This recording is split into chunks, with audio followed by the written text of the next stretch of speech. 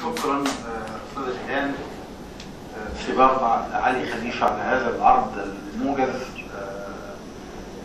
الذي جاء فيه الشكر كثير جدا، ولكن من لم يشكر الناس لم يشكر الله. يعني هذا شيء طيب انك يعني تحملين كل خير لكل من قدم لك عونا في هذه الرسالة.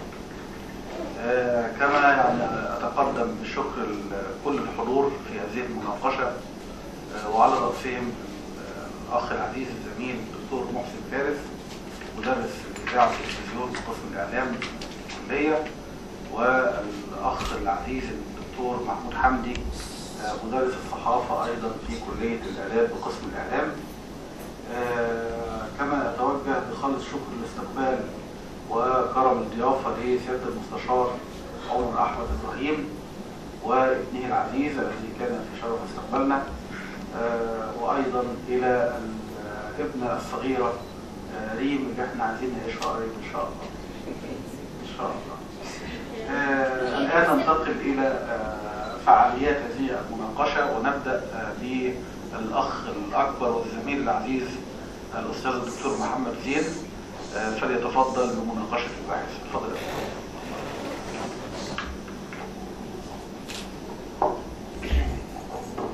بسم الله الرحمن الرحيم. ربنا افتح بيننا وبين قومنا بالحق وانت خير الفاتحين. صدق الله العظيم. بداية يسعدني ان اتقدم بالشكر باسمي واسمكم الى لجنة الاشراف على هذه الرسالة، الاستاذ الزميل الفاضل الاستاذ الدكتور محمد سعد ابراهيم الحاضر الغائب، الزميلة الفاضلة الأستاذ الدكتور وفاء عبد الخالق ثروت رئيس قسم الإعلام كلية الآداب جامعة ألمانيا، الزميلة الدكتورة سلوى أبو العلا المشرفة المشاركة على هذه الرسالة، وذلك لفضلهم جميعا في أن منحت شرف الجلوس على هذه المنصة ومناقشة هذا الجهد العلمي المتميز. والفضل كل الفضل لهذه الفرصة التي منحتني شرف الجلوس إلى جوار عالم جليل وأستاذ متميز، مدرسة في الإعلام نعلمها جميعا، مدرسة حديثة في الإعلام، مدرسة متميزة، والأستاذ الدكتور شريف درويش لبان أستاذ الإعلام وكلية الإعلام جامعة القاهرة. دكتور شريف تعلمنا وما زلنا نتعلم الكثير والكثير من كتاباته في الإخراج وفي تكنولوجيا الاتصال والمعلومات وفي جميع فروع الإعلام، فله باع طويل ومتميز ومميز في الإعلام، وكل طلابه وزملائه يقدرون ويجلون فيه ذلك. أستطيع القول أن الطالبة جيهان سيأتي يوم تفتخر فيه وتقول أنه قد ناقشني ومنحني الماجستير الأستاذ الدكتور شريف درويش لبان، ومن هنا إذا استطعنا أن نقرأ المستقبل قراءة علمية وليس ضربا من ضروب الدجل، أن نقول أن مستقبل الإعلام مرتهن بالأستاذ الدكتور شريف درويش لبان بإسهاماته ودوره الكبير، فله منا كل التحية والتقدير على هذا اللقاء. طبعا أرحب بزملائي الأعزاء في قسم الإعلام، الأستاذ الدكتور محسن فارس، الأستاذ الدكتور محمود حمدي، الدكتورة سلوى، معالي المستشار، الزملاء الأفاضل جميعا، الضيوف الكرام، وأن الطالبة مقدما حتى تهدأ قبل أن نبدأ في مناقشة مكتبته علميا. هذه الرسالة رسالة متميزة بها الكثير من نقاط القوة التي تجعل منها مرجعا علميا في المستقبل إن شاء الله لكثير من طالبي العلم في مجال الإعلام. من مميزات هذه الرسالة أولا موضوعها تتناول موضوعا مهما، وهو العلاقات العربية الإيرانية ودور الصحف المصرية في التأثير سلبا أم إيجابا على الصورة التي تخرج لدى أو تتكون لدى المتلقي من خلال الأطر التي تتناولها هذه الصحف في معالجة الأخبار والموضوعات المتعلقة بهذه العلاقات، وهو موضوع شائك في وقت مهم جدا. أيضا الباحثة في تناولها لدراستها رجعت إلى عدد هائل من التراث العلمي والدراسات العلمية، 75 رسالة، استخدمت كم كبير من المراجع العربية والأجنبية، 118 مرجعا عربيا و90 مرجع أجنبي. طبعا أنا شلت بعض الحاجات عشان لما نيجي نتكلم هقول ليه شلناه.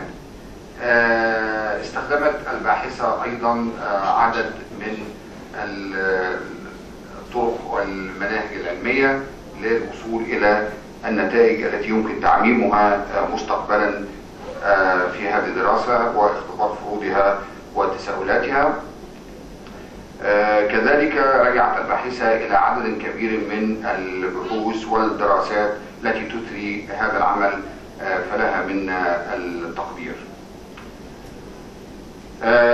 لكن طبيعة المناقشات العلمية أن كل عمل الكمال لله وحده، وكل عمل فيه بعض الأشياء نتحدث عنها ونناقشها ليستفيد منها طلاب العلم في المرحلة القادمة. ومعي طبعا على المنصة أساتذة أجلاء، الأستاذ الدكتور شريف والأستاذ الدكتورة وفاء، إذا اتفقوا أو اختلفوا معي فيما سأقول.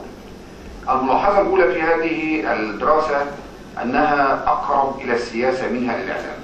هذه ملاحظة يقع فيها كثير من الباحثين.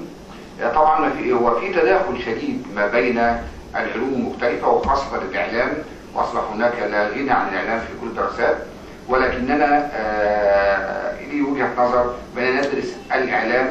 فإذا درسنا الإعلام وله جانب سياسي أو تأثير سياسي، فيجب ألا نستغرق تماما في السياسة ونبحث الإعلام حقا. الملحوظة الثانية اللي ضايقتني شوية جيهان، وهي إن كتبتي رسالة وش وضغط، يعني زي الكتاب، فكانت مرهقة إلى حد كبير وإحنا بنكتب الملاحظات، وحسيت كده بقى قلت مش عايز أكتر ورق ولا تدينا إيحاء إن الدراسة يعني إيه معقولة في حجمها، لكن طالما الدكتورة وفاء وافقت على ذلك فلا تسريب عليك. أيضا رجعت الباحثة إلى عدد كبير من الدراسات الأجنبية، والكثرة تساوي القلة. ما يبقى 90 دراسة أجنبية جعلني أتساءل كيف تسنى لك، كيف تمكنت من الاطلاع على 90 رسالة أجنبية.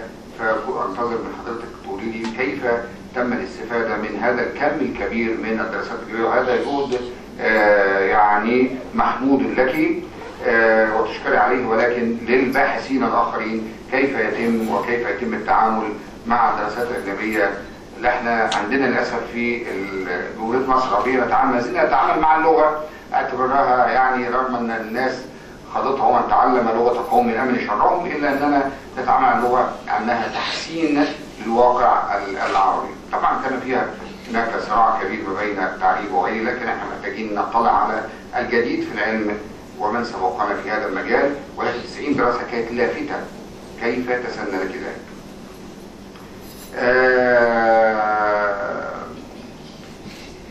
دي عدد يعني ملاحظات عامة كده على الدراسة ككل. بعد نستسمح لجنة المناقشة ان احنا نبدأ في استعراض بعض الملاحظات في الدراسة كل على